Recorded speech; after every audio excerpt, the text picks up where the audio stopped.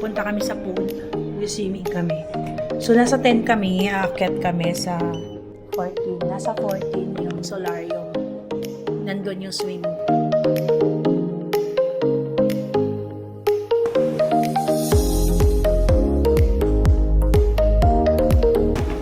Ang init! Hi!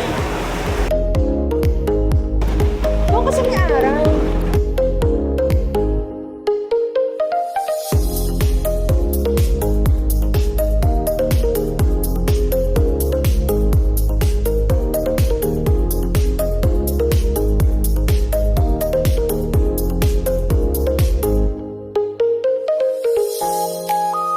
Pagkatapos namin mag-swimming, tumambay lang muna kami. 1 hour, darating na kami sa Malaysia.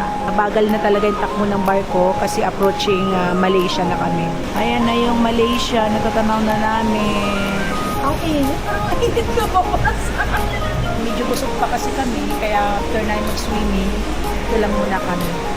2:30 yung baba namin tapos babalik kami before 8 kasi lalayag na naman papuntang Thailand.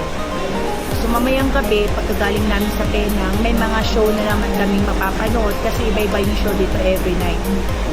So ganito lang ang buhay dito. Pa-chill-chill. After ng cruise na to, babalik ulit kami sa Pilipinas para magtrabaho uli. Pagkatapos ng bakasyon, trabaho galore. Nakita kami bagong pagkain, kuha kami. Lab dito, fish and chip. Thank you. Yan na. Kukuha kami, yakit namin sa room. Fish and chip.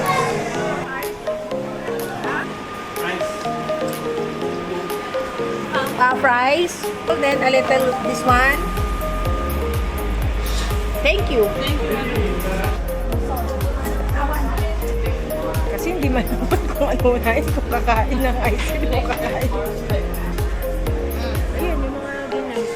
Dressing.